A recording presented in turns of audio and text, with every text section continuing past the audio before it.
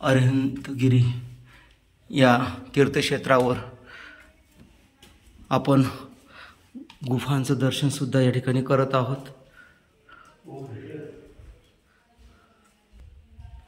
छोटासा रस्ता अजिंठ्यापेक्षा प्राचीन असे त्या ठिकाणची प्राचीन रंगरंगोटी सुद्धा आपल्याला दिसत आहे। जंबूद्वीपाची सुंदर अशी या ठिकाणी रचना,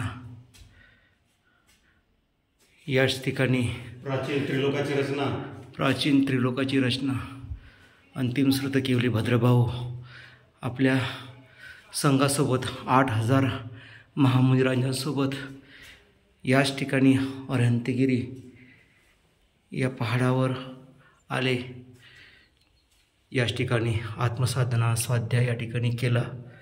हीच ती प्राचीन भूमी आपण बघतायत। या ठिकाणी सुंदर रंगरंगोटी, त्या ठिकाणची प्राचीन कलाकृतीचं दर्शन या ठिकाणी होत आहे।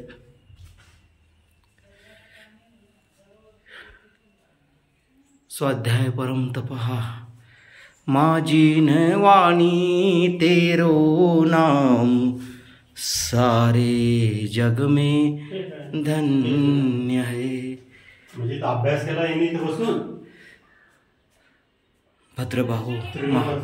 भद्रभाऊ महामुनिराज 8000 महामुनिराजासंघ या ठिकाणी येऊन आत्मसाधना केली, स्वाध्याय केला। अशी पावनभूमी अरिहंतगिरी तीर्थक्षेत्र सगळ्यांनी जरूर यावं आणि आपले तीर्थक्षेत्र आपण जिवंत ठेवायचे।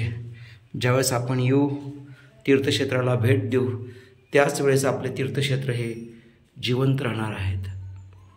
माझी नवाणी तेरो नाम सारे जग में धन्य है। तेरी उतारे आरती माँ तेरो नाम धन्य है, तेरो नाम धन्य है। जय जिनेंद्र।